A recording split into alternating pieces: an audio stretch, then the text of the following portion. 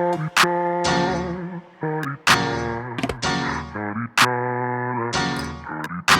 out the way. Who got a watch? Who got the time? I'm raising the clock. Even in my feelings, grind don't stop. Got big dreams, want big rocks. I got plans, you got talk. Heard it's real cheap, but it's really gon' cost. I'm tryna get these ends, building empires with my friends. I'm about handling my business. No time for stress over bullshit. You think success is an option? I'm tryna get this shit poppin' like woo. Big moves, my rules. Y'all heavy on the tweeting. I'll disappear a whole season like woo. Who said they looking for me? I'ma make you. Hey DMarie TV family, everything I say in this video is alleged, it's in my opinion, and it is for entertainment purposes only. Let me just say this before we even get started into this review, because it's going to be a very quick one. I feel like at some point the Scotts and production developed a relationship, and that relationship is outweighing what's best for this show. I am a supporter of Melody. I am a Melometer. I know that this show is important to Melody, and because of that I continue to attempt to watch it, but this is getting very difficult to do. It's not good TV anymore. Like, it's not something that I want to watch. I don't need to see a show or episode that is 54 minutes long of us talking about the Scotts and made up pregnancy tests and fake scenes. I don't feel like having someone play in my face for an hour on Saturday evening. This is our time. We're taking time out of our day to review this show, to look at the show, and we do videos on it and we review the shows. I mean, we do a lot for Love Marriage Huntsville. The least that can be done is that this production team can make these people talk about their real life, and if they don't have anything to talk about, they can bring new people onto the show. This is one of the worst episodes I've ever seen of Love Marriage Huntsville, like one of the worst. And if it continues to go in this direction, unfortunately, people are going to start to drop off, because this is just not how I want to spend my Saturdays, and I'm pretty sure a lot of other people don't want to spend their Saturdays that way either. So I'm going to do my best to review whatever portions of the show that I think I can, but for the most part, these people are just playing in our face. It's all bullshit, and so I don't know what we're supposed to continually do with that. So with that said, here we go. So we're reviewing Love and Marriage Huntsville Season 6, Episode 29, Feeling Protected and Using Protection. You know, it was way too much conversation about Tisha, Marcel, Maurice, and Kimmy's sex life, and we've made it very clear we did not want to see or hear about that anymore, so they just decided to give us a whole dose of it. Whole episode, and then they decide to introduce Martell and some of his nasty doings.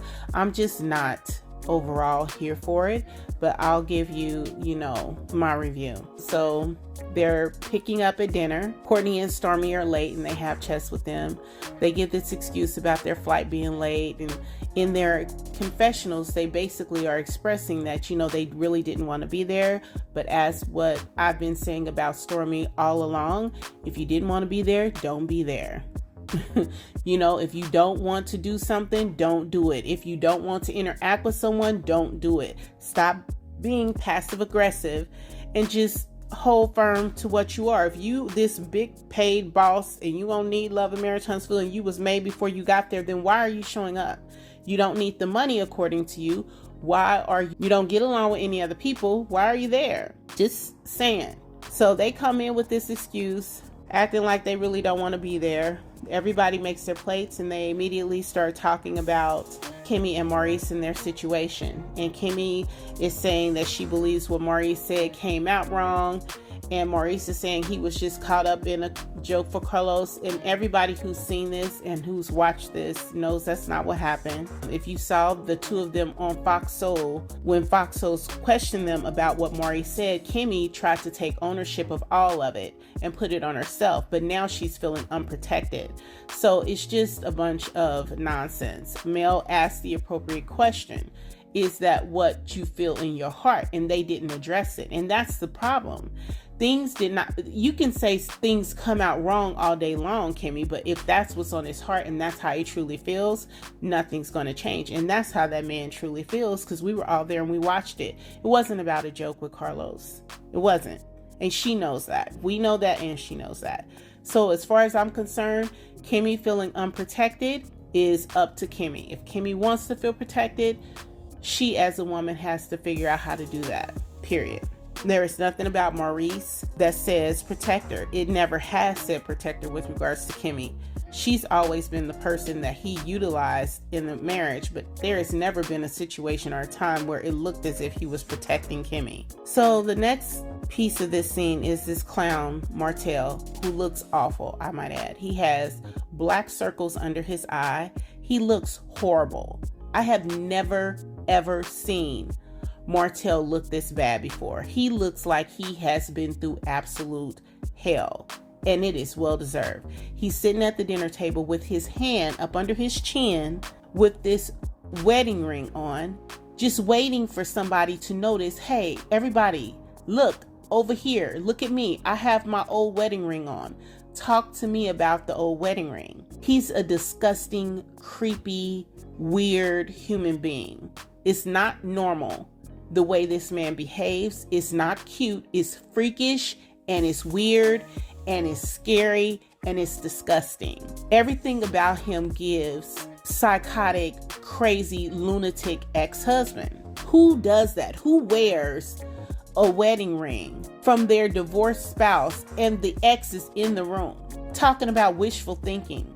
And we are in the midst of the revenge P situation, and this man has tried to take this woman's children from her, and he has the audacity to put a wedding ring on his finger. He is sick and twisted, and I'm not sure a lock on my door would have been enough for me to stay in the house with Martell there. I think I would have exited and got me a hotel room just like Stormy and Courtney. I would not have stayed in the house with them.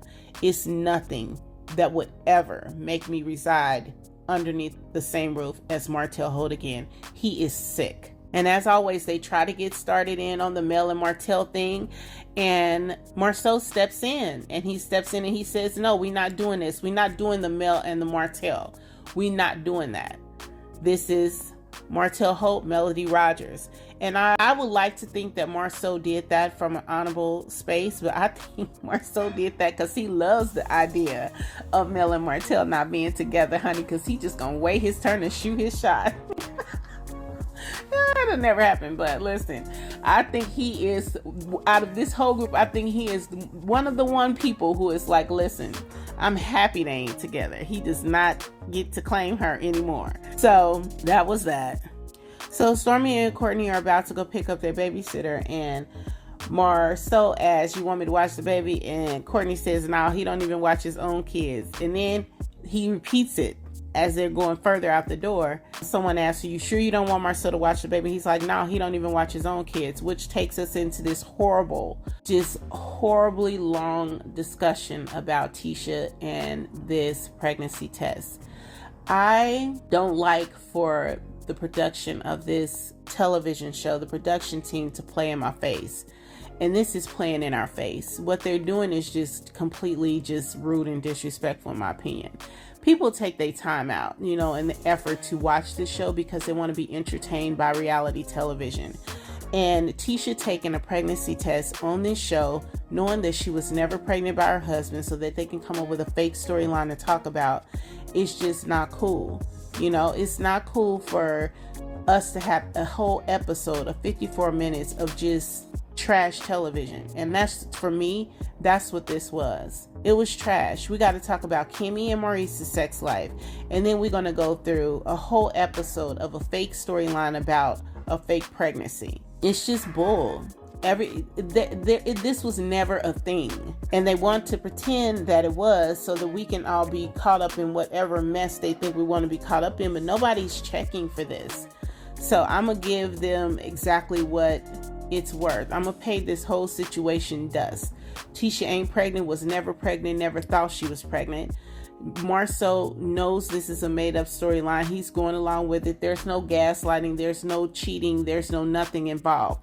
Tisha ain't cheating with on Marcel, thinking she got pregnant by nobody else. She took a pregnancy test on the television show for a storyline because they do not want to talk about what's really going on in their life. And the production on this show is allowing them to do it, and it's really tanking the show. This episode was horrible. It was awful. So then the ladies are at the hot tub. Mel comes out in her sunglasses, and Tisha immediately says she looks like Martell, which kind of pisses Mel off because she's asked everybody to quit putting them together. Then Mel makes a statement about Martell not making her, or she was with Martell for 4 years and never had an orgasm. The problem with the statement was it just feels like it was out of context. There's no context to her bringing that up. Like, where did that come from?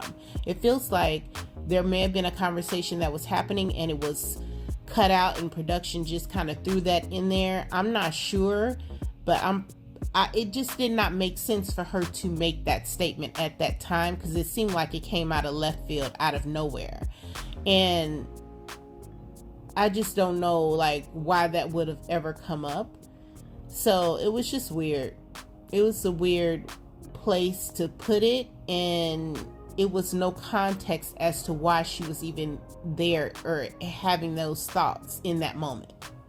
That's unfortunate, but I can understand that could happen if she had no other sexual partners besides Martell, and Martell was not sexually mature. That can happen. You have to know each other's bodies. You have to understand how to work with each other's bodies. And as women, we have to know what is pleasurable to us first, in my opinion, before someone else can kind of get you there. So, it's not like when women lay down and have S that we climax as frequently as men. That doesn't happen for all women in that way.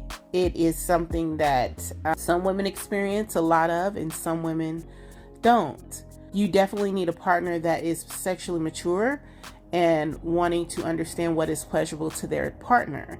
And I just don't see Maurice, Martell, or Marceau ever taking care enough to do that. So I'm not surprised by that. Good for Mel for getting away from him, and now she can get with other people who can get her to where she needs to be as frequently as she wants to go. So just another reason for her never to go back to that. Kimmy decides she wants to introduce this conversation about Maurice again and say that, she just feels like everyone thinks that all Maurice does is think about sex. But Maurice is the person who said he wants to have sex several times a day. Maurice said that. People did not assume that he said it. She's complained about how frequently he wants to have sex and how it's always on his mind. So now that she's backpedaling, saying, everybody thinks this about Maurice. No, this is what you all said and this is what you all told us. So that's why people feel that way. You said it on numerous times on this show. Mel is doing her Instagram, taking her pictures, making sure that she does what she does on vacation, and they don't really understand that, but they don't really understand where Mel is in her life right now either. They don't spend a lot of time with her. So the things that she does when she's on vacation and how she moves now is a little bit different than the Mel that they used to know. So the next scene is the men, and they're getting together, and here we go again. Marceau's talking about Tisha possibly being pregnant. This is so boring. This whole episode is boring. So Tisha and Marceau go back to arguing again and about their fake pregnancy scare, and Tisha decides to sleep in the room across the hall. I believe that this is, again, I believe they are not sleeping together in real life. There have been rumor mill about them living apart, being apart, him having other situations, and her and the kids live in one place. I don't know what's going on with them and what's true or not, but I don't believe that it's foreign to them to not sleep in the same space. That's my opinion. So, okay, she sleeps somewhere else. Then they go to Maurice walking through the house, and he catches Martell bringing in some hoe into the house so that he can bang her out. So whatever woman this is who is coming into someone's house in the middle of the night on a national television show to get banged out and go home in the morning before the sun comes up, you're a winner. I don't know how tacky and ridiculous you have to be to play yourself on national television. That's just nasty. That's disgusting. And knowing that his ex-wife is in the same house. It's just kind of gross. So, there are women in this society that are just bottom of the barrel, and that's just what it is. Maurice and Martell have a conversation about Tisha not sleeping in the room, and Martell comes to check and see how Marceau is doing, and it's boring. I am just so disappointed. I am so disappointed. We've heard about this Houston trip for I don't know how long, and the Houston trip is here, and this is what we get? Ew. The next scene is Nell and Chris, and is flashing back to where Kiki calls Nell and asks her to come to Houston. That's just weird to me. If you're not invited somewhere, why the hell are you calling people asking them, can you come on the trip? That's whack. This whole episode was just whack, and it just rubbed me the wrong way. This is not what I expected. This is not what I wanted to see. This whole thing is whack. You mean to tell me all this stuff is going on with Kiki and this Houston trip, and she was never even invited in the first damn place? So if you had kept your ass at home, none of this would be going on? Girl, if people don't want you in their space, why is you walking around here acting like a flunky, trying to fit your way into something don't nobody want you in? Why didn't you just stay home? That is beyond me. This whole episode is the only good thing about this episode was the Christmas Detective movie that came on after it. Okay? That's it. I got me a good new Christmas movie to watch. This episode from start to finish was trash. Point blank period. Trash. This is the shortest review I've ever done. and they're going to keep getting shorter if I keep having to watch this nonsense on television. This is not good TV. It's not good at all. Period. And they need to do better. Because eventually people are going to continue to stop watching this mess. Don't nobody want to see this at all. The episode was trash. Now, if I missed something and y'all feel like it was something I missed and how maybe I'm not seeing what I need to see, drop me some comments and let me know. But other than that, my only recommendation, watch the Christmas Detective movie that came on after it. It was really good. Let me know y'all thoughts. Did y'all like this episode? Does it make any damn sense to y'all? Like the video, subscribe to the channel, and I'll talk to y'all soon. Get out the way. Who got a watch? Who got the time? I'm raising the clock. Even if my feelings grind don't stop. Got big dreams.